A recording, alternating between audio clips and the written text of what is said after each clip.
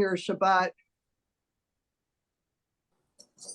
And here we are. Shabbat Shalom, everybody. Oh, Eileen, that is so pretty. She's amazing. Pretty floor. That is really nice. Okay, let me put this on gallery view. Now I see everybody. Well, I hope everybody's doing well and staying cool. It's very nice to see you all. Today we are talking about Parsha Hukkat. Hukkat means the law of, it's contraction. And the law of what, you would say? Well, it starts out with the law of the red heifer, which I am not going to discuss with you because it's a very mysterious ritual.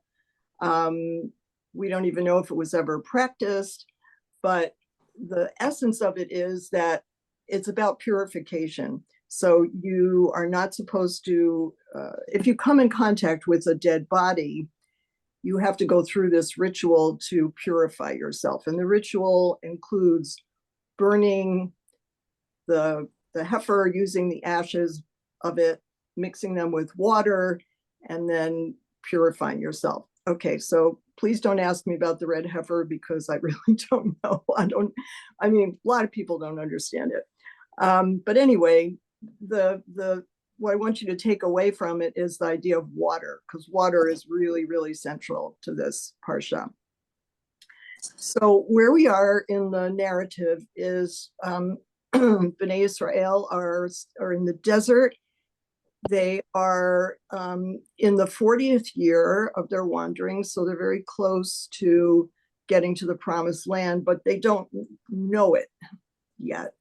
And we saw last week how Korach and some of his followers led a rebellion, and the people were griping and complaining, as they're known to do, and that what we are seeing now is that almost everybody who actually was a slave in Egypt and was at Mount Sinai is dead. And we just have a new generation, but we still have Moses, Aaron, and Miriam, the senior, the matriarch and patriarchs of the children of Israel. And they are still, well, Moses and Aaron are still in leadership positions. So there are a number of momentous events that occur in this chapter. But what I want to emphasize is that the people that we're talking about did not personally experience slavery for the most part, and did not personally experience the Exodus. All they know is wandering around in the desert for 39, 40 years. Okay, that's really important. So we're going to open with chapter 20, the first two verses. Would somebody like to read? What page? Oh, I'm so sorry. For those, okay, we're in Numbers chapter 20. In Eitz Chaim, it's page 883. Anybody want to read just the first two verses? Judy, thank you. Just unmute. Yeah, thank you. The Israelites arrived in a body at the wilderness of Zin on the first moon, and the people stayed at Kadesh. Miriam died there and was buried there. The community was without water, and they joined against Moses and Aaron. Okay. So we know where they are. We know when they're there. And then we have this sentence: Miriam died there and was buried there. In Hebrew, that is 5 words. Vatamat sham Miriam, vativaker sham. And then we go to the community was without water. Okay, let's just stop right there. Any reaction to what we just read? That's weird. Why? Who's talking? Well, I said that, but it just, why it doesn't go together. Just okay, seems incongruous. Good. Hold on to that idea. Just an aside that Miriam died there. I mean, she was an important person, and it just says, and Miriam died there. Oh. The end. Right. Miriam. I mean, who is Miriam? What has she done? What has she been to the children of Israel? Talk a little bit about Miriam, the Miriam we know and love. What has her importance been? And how is it that in 5 words, she's disposed of? She's gone. There's no mourning. Without her, we wouldn't have Moses. Well, there you go. Without her, we'd still be slaves in Egypt. And her obvious connection to water, from her putting Moses in the basket in the Nile to, each time there's a scarcity of water, she is instrumental in making it flow, and the rock that Moshe is about to be commanded to speak to, which he previously was told to hit. So that was interesting. But, in her merit, she's credited in Rabbinic Judaism, at least, for the water flowing from that rock. So if I recall, and sorry, Gail, I don't have my Chumash here, it's still in Florida, but if I recall, there's a vav, a link that she died and there was no water. So the direct connection between her death with the lack of water. And the rabbis noticed that, right? You're anticipating exactly where we're going. Yes, the second sentence after it says Vativa Kersham, she was buried there, is Lo hayam mayim la'am, and there was no water for the people. There was no water. Okay, but let's back up. There's another thing that strikes me. So later on, Aaron dies, and the people find out, and they mourn for 30 days. Thank you. Yep. The people have been living with Miriam. Nobody's mourning. Moses and Aaron, we don't say, oh my God, my only sister who saved me back in Egypt has died. There's nothing. Okay, excellent. This is exactly where we're going. I mean, you're reacting in the way that I think the text is calling out for a reaction here. It just stops you short in your tracks. What do you mean? That's it? And I'm going to come back to what you said, David. Judy. Yeah, I'm also thinking of her incredible positivity when the Israelites made it across through the water. She had the timbrels. She brought the music. So beautiful. Yes, she did. That was meaningful.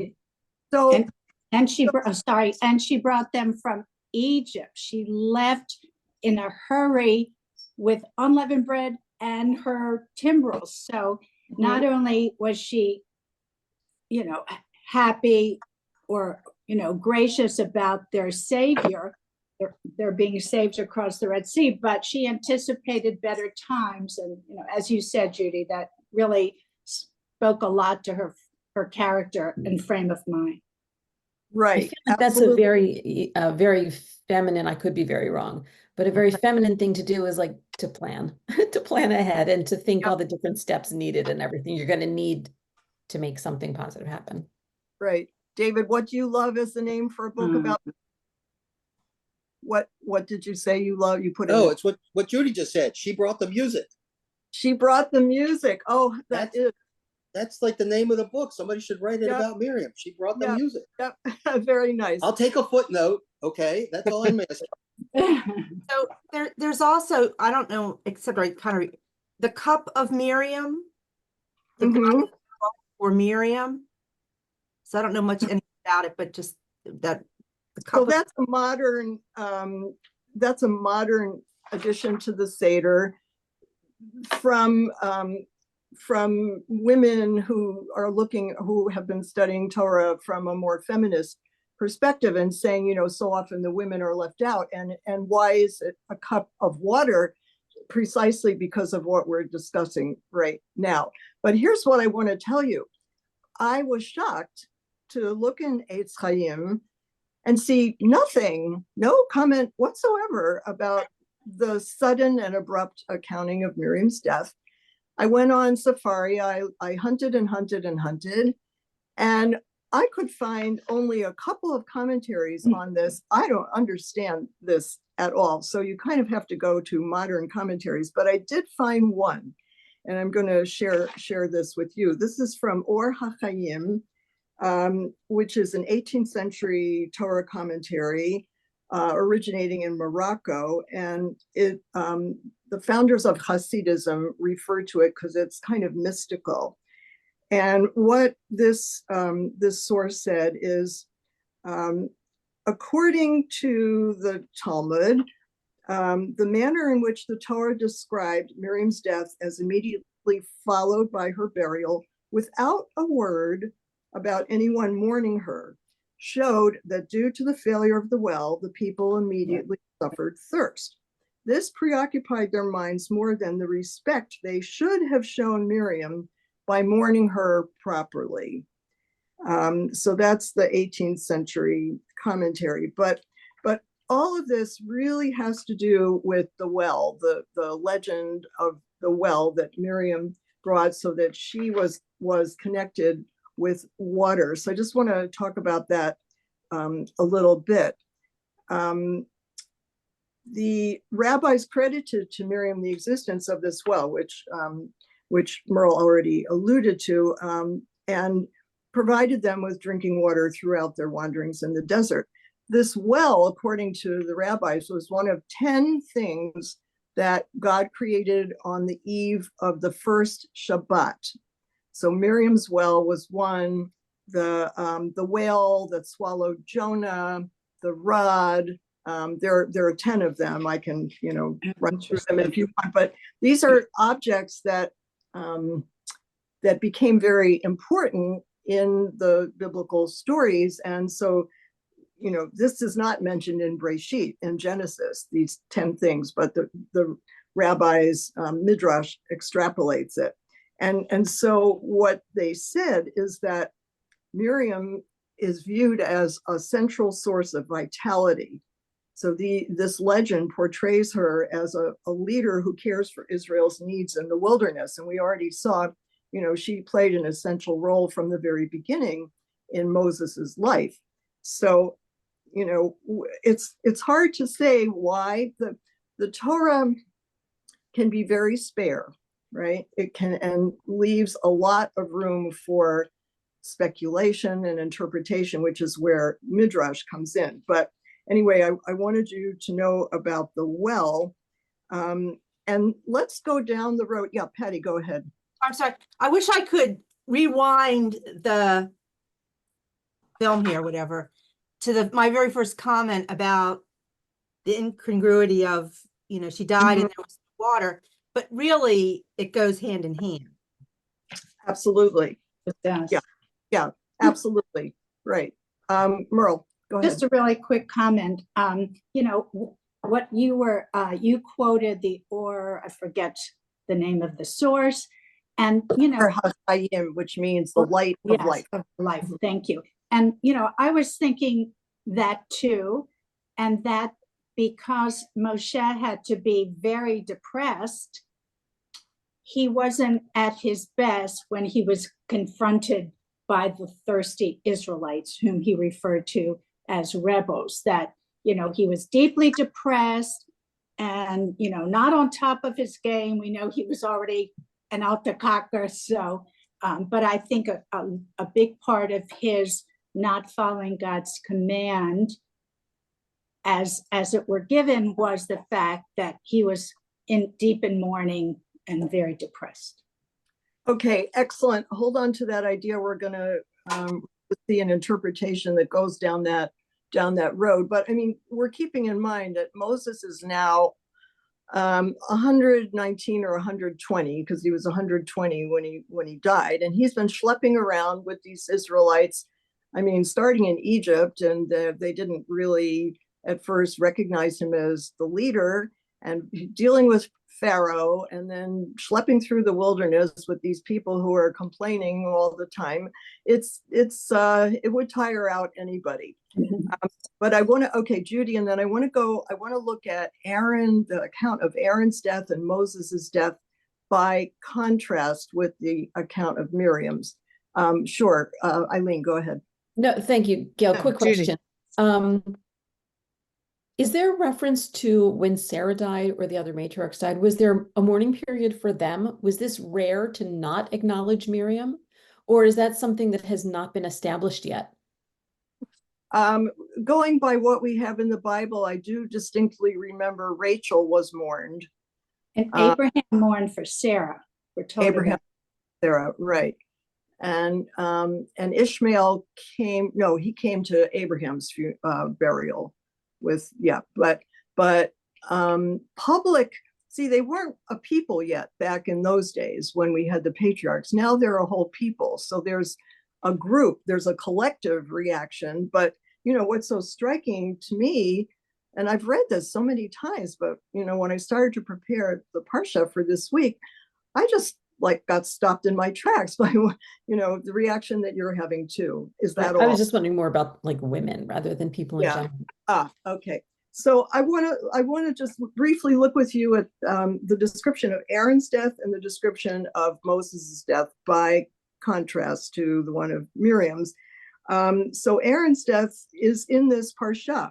When I said momentous events occur, we lose two of our three leaders in this Parsha. So Aaron's death is Numbers 20, verses 22 to 29.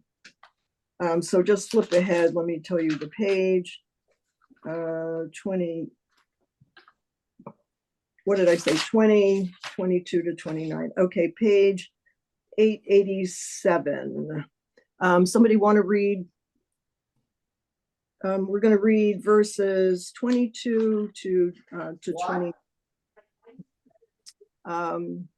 Somebody volunteer there. Okay, Eileen, thank you. Setting out from Kadesh. Setting out from Kadesh, the Israelites arrived in the body at Mount Hor.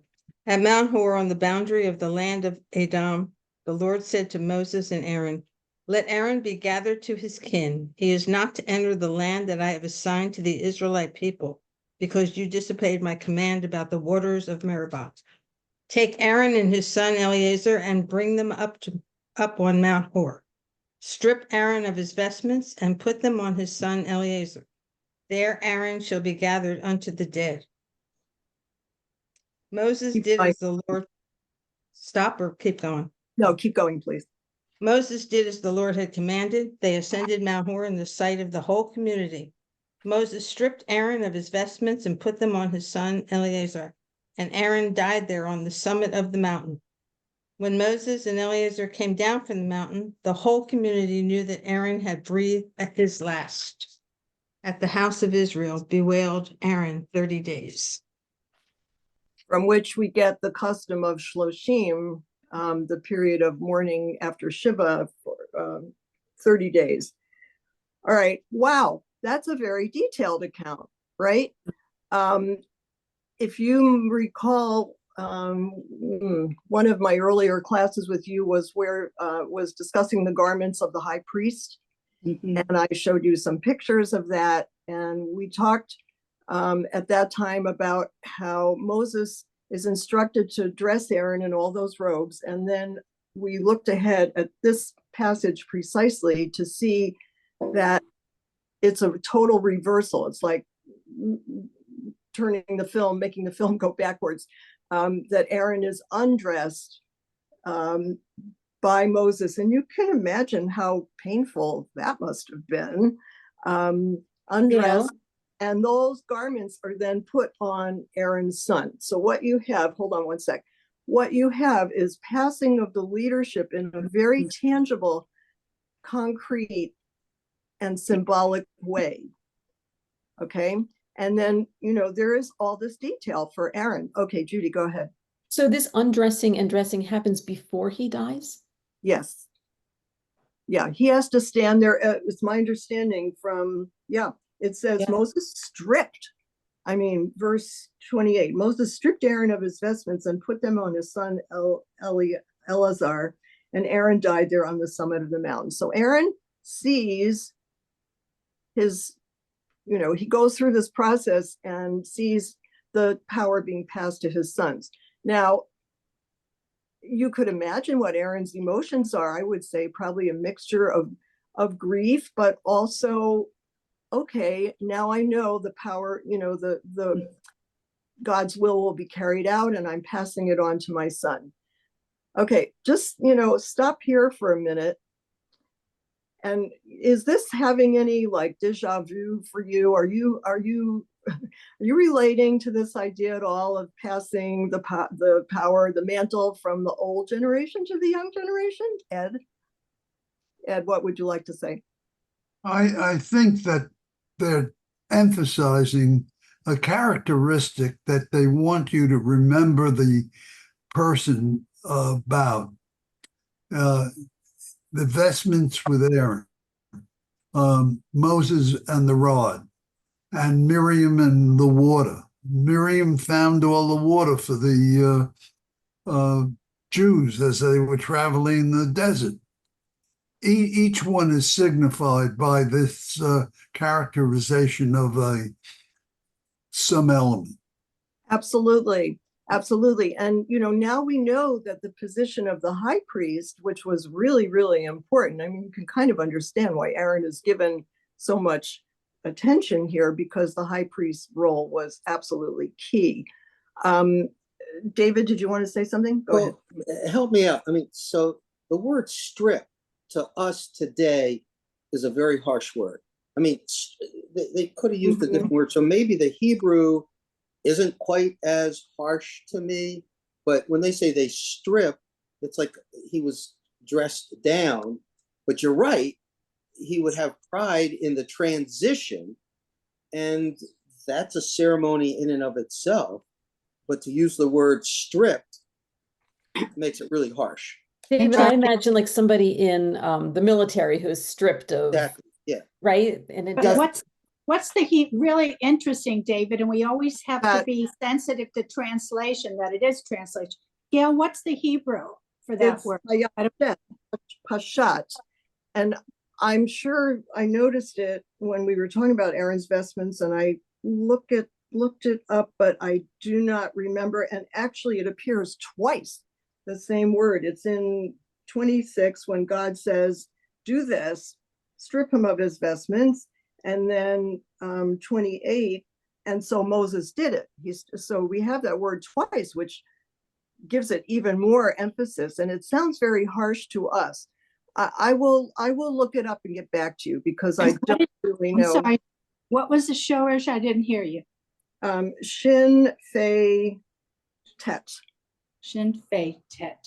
But yeah, I'll have to look it up. Bob.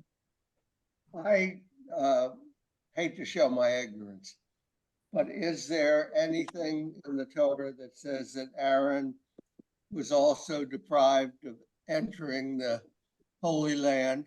Yes. And yes. And can you tell me about that? And also, how about Miriam? Did she enter the Holy Land? No, Miriam just died. Miriam died at the beginning so none of the three leaders at that time entered the Holy Land. Exactly. In verse 24, God said, let Aaron be gathered to his kin. He is not to enter the land. So it's very explicit. But it goes on to say, was that a punishment like yes, Moses? We'll see. We're going to see why. It has to do with striking the rock. Moses struck the rock. But Aaron was viewed as complicit in that. Yeah, the commentaries say he should have intervened. He should have said something. He should have stopped Moses, but he didn't. So it's a very harsh punishment to us.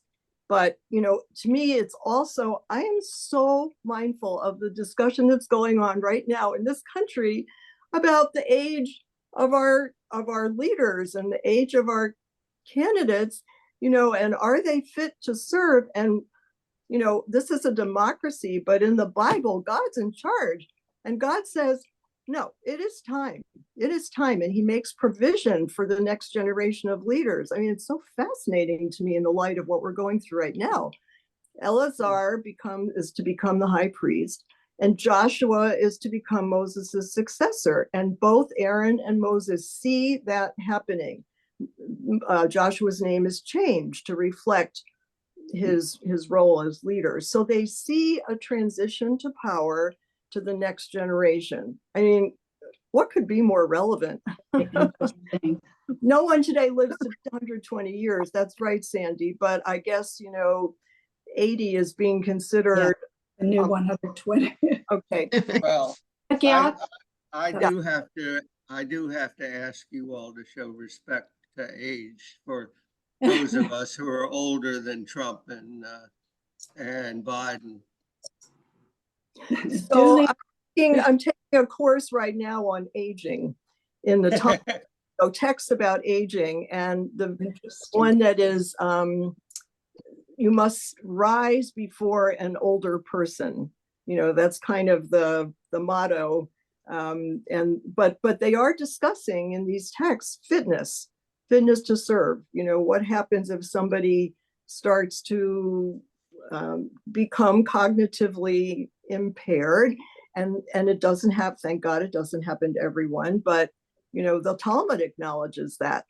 Miriam, David says, okay, so I looked up, Moses died at age 120. Aaron was 123. And and that's spelled out in the Bible. And Miriam must have been, because she's the older sister, she must have been about 125. at least. Okay, Merle, and then I do want to look at Moses's, I do want to go on with the water theme. Go ahead. Shall I wait?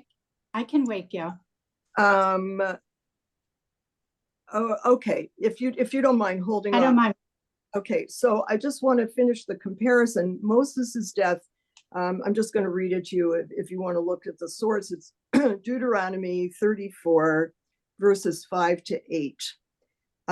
You remember God takes Moses up Mount Nebo and shows him the promised land and says, you can't go in. And by the way, Moses is the only one who pleads.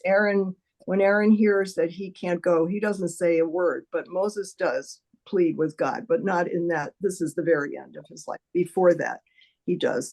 So Moses, the servant of the Lord, died there in the land of Moab at the command of the Lord.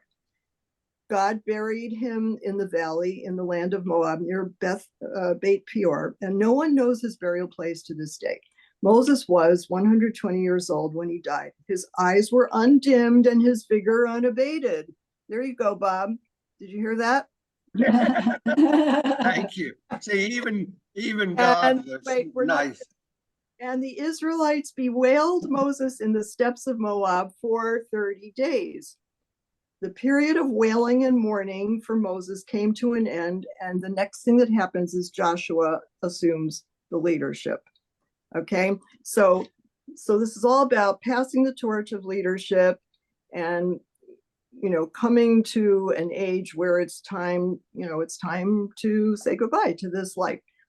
Okay, so I think we made that point really well. Now, what happens next is, and I'm going a little bit backwards, but what happens next is the episode where Moses strikes the rock, right? And, you know, God had said, you have to talk to the rock, and Moses gets angry and he calls the people rebels, and he strikes the rock, not once, but twice, and water does come out. But because God says, because you didn't have faith in me and you didn't believe, subtext, that I could create a miracle, that this water would come forth, you have to die. You will not see the promised land. So, I mean, we could sit here and talk for hours about, was it fair? Was it right? Was it wrong? I mean, there are many, many commentaries about that, some modern and classical. Some people feel it was unfair. Some people, I mean, I think we as a modern audience tend to view it as unfair, but that's not where I want to go. Where I want to go is that, you know, Moses had done this once before when there wasn't water. And God did tell him at that time to strike the rock, and water came out. So, you know, just in defense of Moses, I have to say, and the rabbis do point this out, that, you know, we could understand if he would think this. Okay, but what I want to share with you, Rick. One other thing about that is that when Moses retells this story in Deuteronomy, he puts the blame on the Israelites rather than on himself. Mhm. So there, but there's nuance there because it really is the Israelites that are Right. causing Uh, him to be distressed. Yeah, good point. And I mean, what we really have to understand is this thirst. You know, this thirst is real, and it's, if you are thirsty and you're in the middle of the desert, I mean, maybe some of you have hiked in Israel in the desert, or if you hike anywhere, they always say, bring your water, bring plenty of water. It's absolutely essential. Water is life. So I want to share with you a beautiful commentary by Rabbi Lord Jonathan Sacks about this issue. He connects Miriam's death to the episode that follows immediately, which is Bnei Israel complaining they have no water, and God tells Moses to speak to the rock. Moses hits it, and for that he's punished, as we said. So in this commentary, Rabbi Sacks recalls, he starts it by talking about his own reaction to his father's death. He was absolutely devastated, he says, and it took him a good 2 years before he could get out of this depression about his father's death.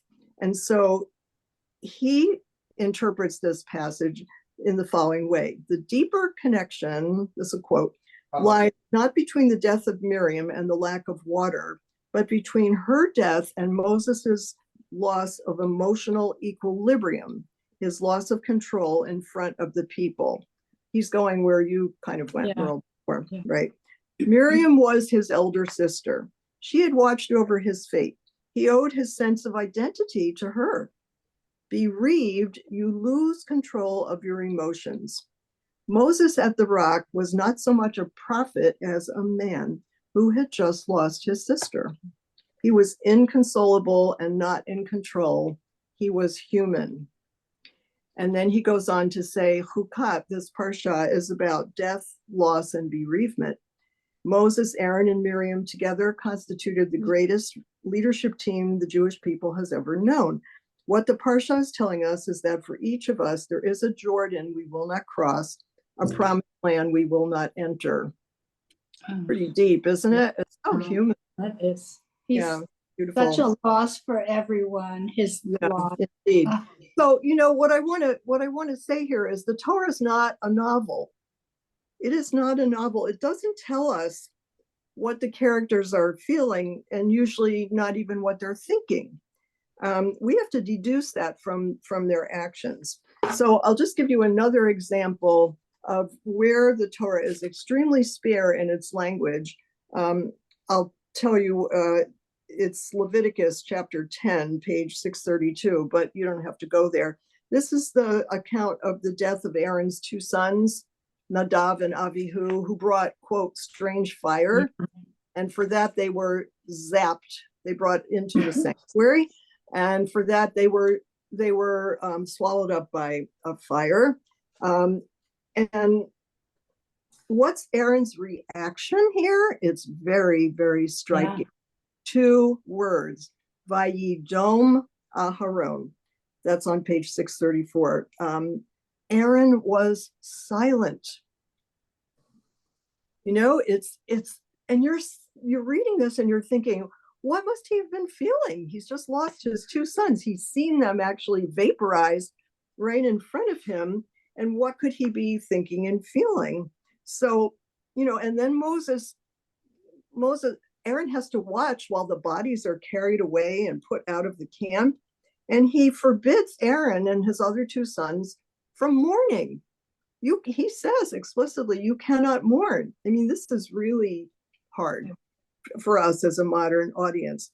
So Eitz Chaim on page 634 has a commentary on this that basically says there are many ways to grieve, and we've all we've been through it, and we've seen others grieve differently, and there's no textbook that says these are the stages you go through, or you know, you're not far enough along the path, you need to be doing this 2 months out, and so on. No, it doesn't work like that. Everybody grieves in his or her own way. And so I think that this is a very telling narrative that makes me think of Miriam's death. The people were silent, apparently, after Miriam's death. Or, if they mourned, the narrator didn't choose to tell us that. But, I think I agree with the interpretation that they were so consumed by their thirst, by their need for water, that they just, couldn't even go there as far as leaving. Steffi, you had your hand up. Good morning. Isn't it the first time God instructs Moses to strike the rock? And then this time he strikes the rock and God gets mad at him? Right. We just talked about it. I think maybe you didn't hear that. Yeah. And You're absolutely. I think that's so significant because God instructed a certain behavior. And then the next time he does the same behavior and he gets in trouble for it. That's right. Yep. It seems very arbitrary, doesn't it? Or inconsistent. Okay. And I mean, we really don't know why. But I want to go on to something else. I mean, I can't give you an answer, Steffi, but the rabbis do debate that. They do. Okay. Bob, did you have something? And then I want to go on so I can fit in the other piece of this Parsha that I want to do before we have to adjourn. And Gail, isn't because Steffi raises a very good point, but isn't it true that that God's command was different this time than it was the previous? Yes. Time? Because just as order the rock is how it's translated here. Right. God said, speak to the rock, not hit it. The first time he said, hit it with your rod. Right. Okay. Absolutely. Thank you. But it does seem very harsh to us. I mean, I feel that myself. Okay. So now I want to turn to a different aspect of this Parsha. And that is, as I said, we're in the next generation after Egypt. Can we go to chapter 20, verses 2 to 5, which, we haven't read it yet. Page 884 in Eitz Chaim, just those few verses. Could somebody read that, please? I'll read it. Thank you, Sandy. The community was without. The community was without water, and they joined against Moses and Aaron. The people quarreled with Moses, saying, "If only we had perished when our brothers perished at the instance of the Lord. Why have you brought the Lord's congregation into this wilderness for us and our beasts to die here? Why would you make us leave Egypt to bring us to this wretched place, a place with no grain or figs or wine or vines or pomegranates? There is not even water to drink." Thank you. Okay, so here we see they're consumed by their thirst. And what I want to focus in on is this wretched place in verse 5. Why did you make us leave Egypt to bring us to this wretched place? Actually, before I do, go back to verse 2. They were the people were without water. Vayikahalu al Moshe v'al Aharon. They congregated. Kahal is a congregation. They came together against Moses and Aaron. Now we had exactly those same words last week in Korach. Vayikalu, the people congregated against Moses and Aaron. That was Korach and his followers. Now we've got the whole people doing it, but it's a parallel that that we have to acknowledge. And what happened to Korach's people when they congregated against Moses and Aaron? Disaster. They got swallowed up by the earth. They got incinerated. I mean, it was so the people have just seen this. Did they learn a lesson?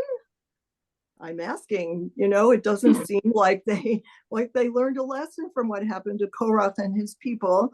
They are complaining again. Again, the thirst is overwhelming. So if you went back to Korach, which we won't take the time to do, but Korach was called by Moses to come when Moses got the grumblings or the rumblings of this rebellion. He summoned the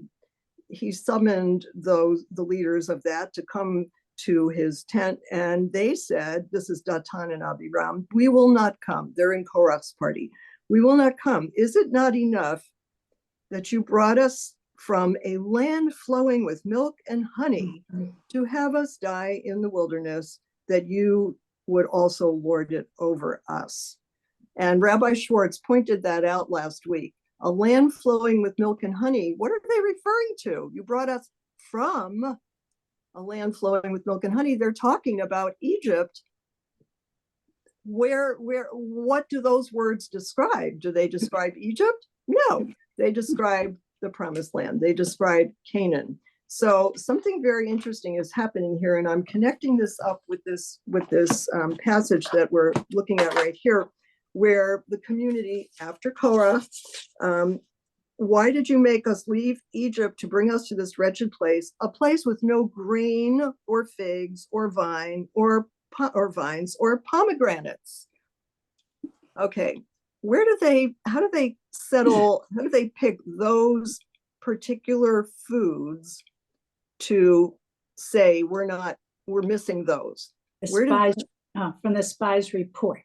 Thank you, beautiful. Yes, when the spies came back, they had the grapes, so that's the vines, and they had figs and pomegranates, and they didn't have, it doesn't say they had grain, but the spies brought those back, and so they should have been associated with the promised land. But see how it's being twisted here. It's being twisted. So, and this is about memory. This is maybe deliberate twisting of memory, but there were no grain, there were no figs or vines or pomegranates in Egypt. At least we were never told that.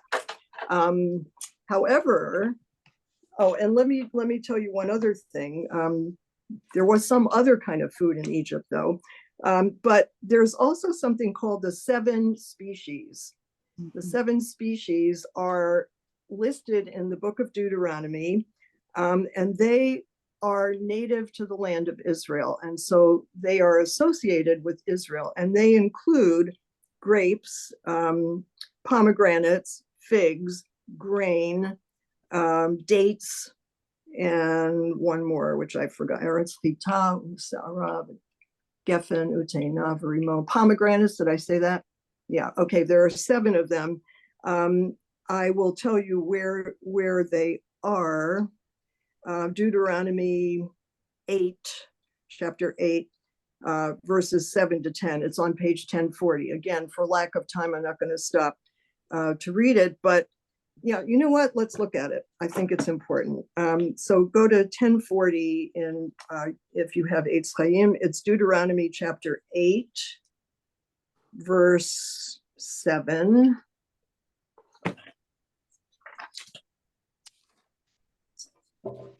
I'm going to read it to you. I've got it. Gail. Honey is what you left out, maybe. Thank And you. olives. Yeah, it's olives. Okay, so it says, verse 7, for the Lord your God is bringing you into, this is Moses talking, bringing you into a good land. Listen to this, a land with streams and springs and fountains, all that water issuing from plain and hill, a land of wheat and barley, of vines, figs, and pomegranates, a land of olive trees and honey, a land where you may eat food without stint, where you will lack nothing, a land whose rocks, etc., etc. You can mine copper. When you've eaten your fill, give thanks to the Lord your God for the good land which he has given you. Okay, so that's what they're supposedly going towards. This is not what they left behind in Egypt, and yet somehow they're mixing together what they've been told about what the land they're going to has and what Egypt had. And it's just a very interesting process of selective memory that's happening here, I think. Yeah, David, go ahead. How many times do all of us on this thing talk about the good old days? Talk about what?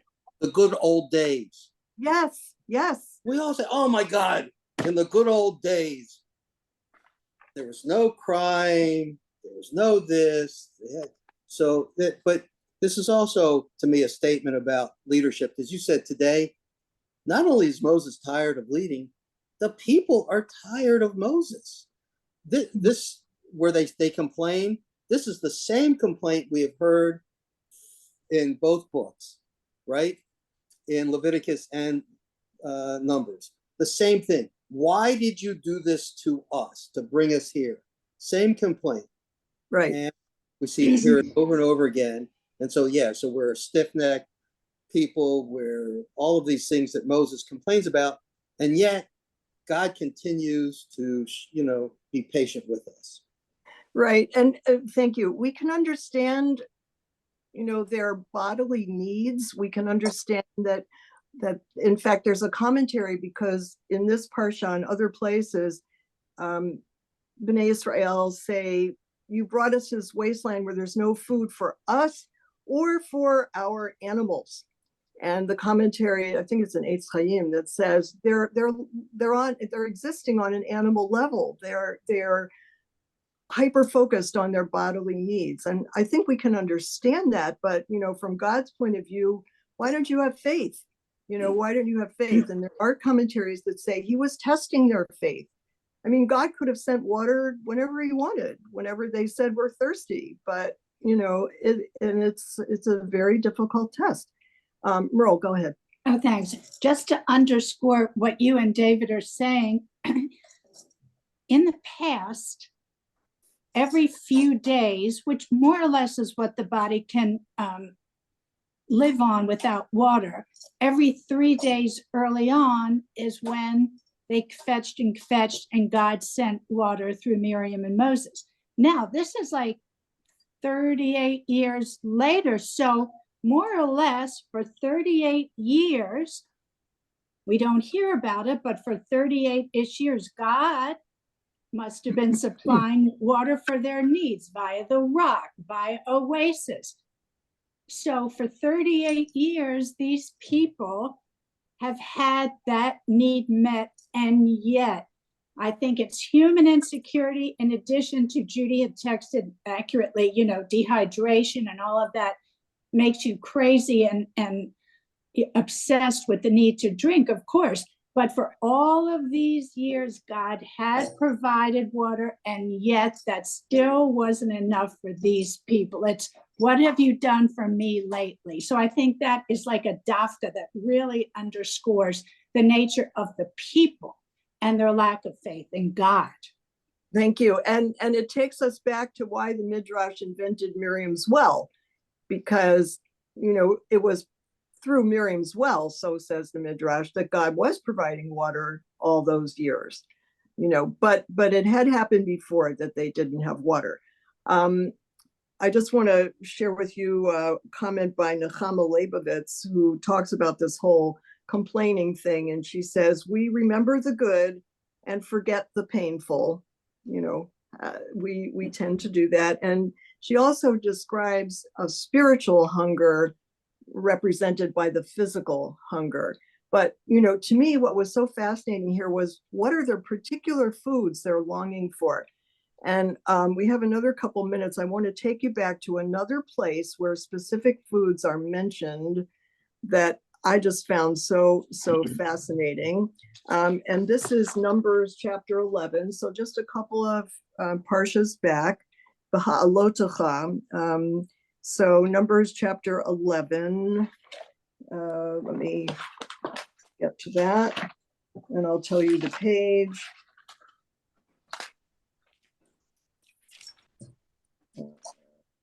It's talking about the riffraff. Here we go. 827. Thank you. Okay, here we go. The people took to complaining bitterly. This is Numbers 11, verse 1. The people took to complaining bitterly before the Lord. The Lord heard and was incensed, and he sent a fire because he got fed up. Okay, now go to verse 4. The riffraff in their midst, those are the people who tagged along from coming out of Egypt, or maybe they picked some of them up along the way. They felt a gluttonous craving. And then the Israelites wept. So it's contagious, this gluttonous craving. They all catch it. They wept and said, if only we had meat to eat. We remember the fish we used to eat for free in Egypt, the cucumbers, the melons, the leeks, the onions, and the garlic. Now our gullets are shriveled. There is nothing at all, nothing but this manna.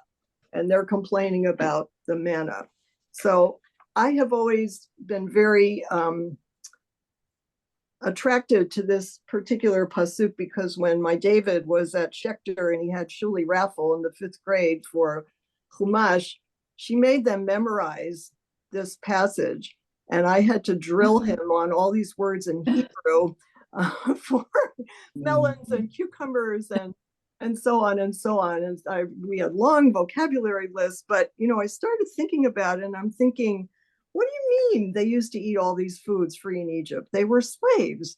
Is this again wishful thinking and confusing or conflating what they've heard about the promised land with Egypt? And I always assumed they were making this up and these foods were not available in Egypt. Well, guess what? They were. I found a commentary that describes how these foods were in Egypt, but of inferior quality. They were considered, and these are the commentaries, pointing us in a certain direction. These foods were available in Egypt. So and by the way, what's the Israeli salad? What's an Israeli salad? Cucumbers and tomatoes. So no tomatoes here yet, but cucumbers. So this Ramban, Nachmanides, 1194 to 1270, the Spanish philosopher. This is not Rambam, Maimonides, is Nachmanides. He says cucumbers, melon, leeks, onions, and garlic are very abundant in Egypt. And he bases that on Genesis, which says Egypt was a garden. When they dug for the Egyptians in gardens and in all manner of service in the field, which is describing the slave labor that they had to do, this twist on that is they would eat those vegetables. As for the fish, it was possible that when the Egyptians fished for them, they would give small fish, which have no market price in Egypt. Another commentator says these foods were ownerless and available to all.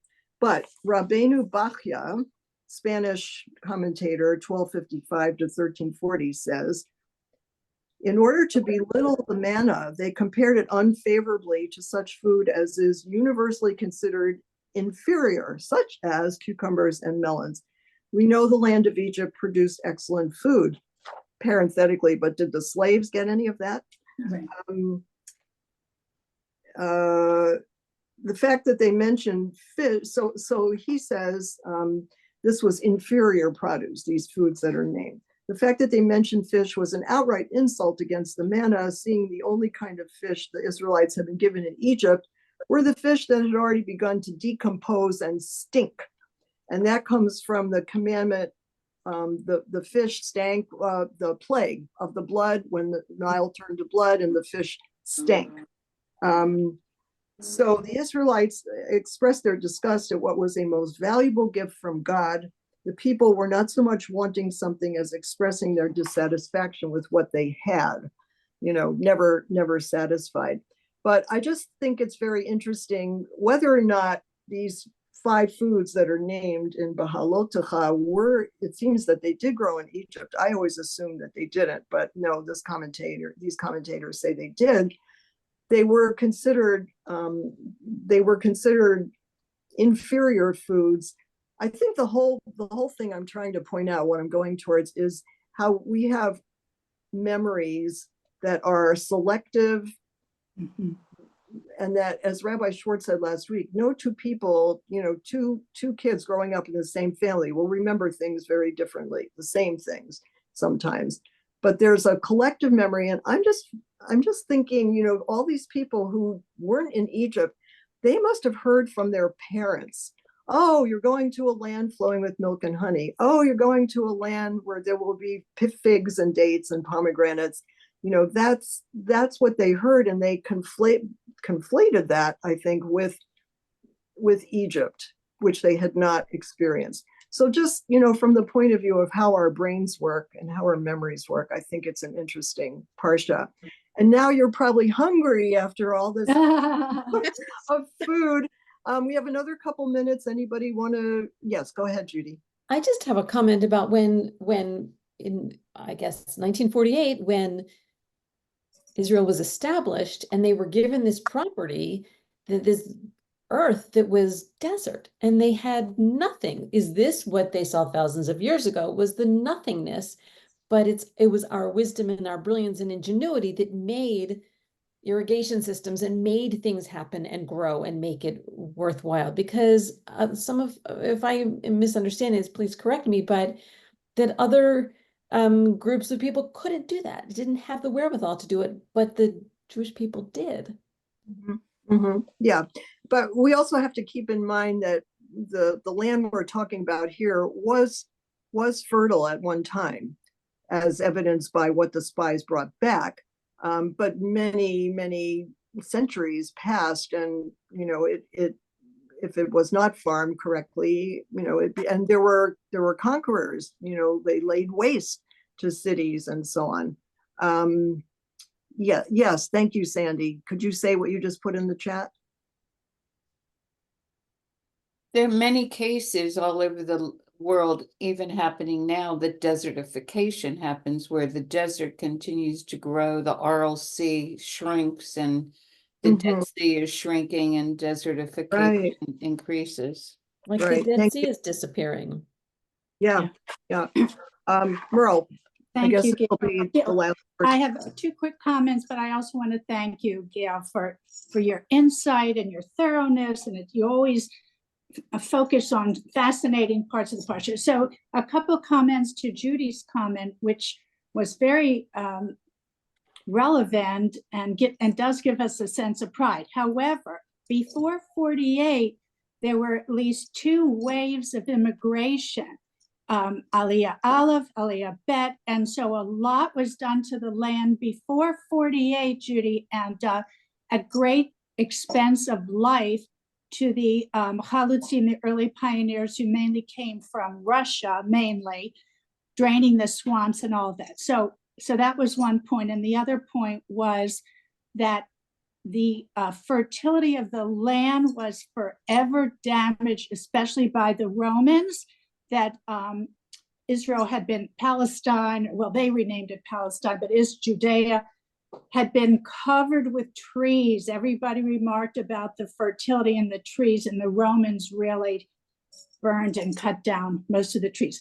But my quick comment about the red heifer was something that I read, which was, sorry, forgot to get back. That was okay. It was so interesting to me. So we know, as you said, Gail, we don't understand it, but it had to do with purifying people who came in contact with dead bodies. But the people, the Kohanim or whatever, whoever people had to purify those people, they themselves became impure. So I read a commentary that that's a lesson for us, that sometimes we have, even at our own expense and our own health, a Jew is commanded to help not just another Jew, but another human being. And I thought that was really a fabulous thing to take away from the red heifer. Thank you. Very nice. Yeah, David. Okay, and then we Your need to. classes have been great, Gail. I need to thank you, like Merle and everybody else. And it just hit me. Why are Jews so obsessed with food? I mean, it's like it hit me in the head. It's like, oh, they tried to kill us, they failed. Let's eat. And we see food over and over again, and it's not. And some of the food that today we eat, like bouillabaisse, these were peasant foods. And here you have the melons and the leeks that you say were peasants. It's not until, later on that they say, because it's not meat, and finally said, where's the meat and the sustenance? And all of this comes together, the focus on food. And I love this concept of Israel reclaiming the land the way it was described in the Bible. And that's what the state of Israel has done. That's beautiful. Wow, lovely comment to end on. Thank you all so much for your participation and questions. Oh, And yeah. makes it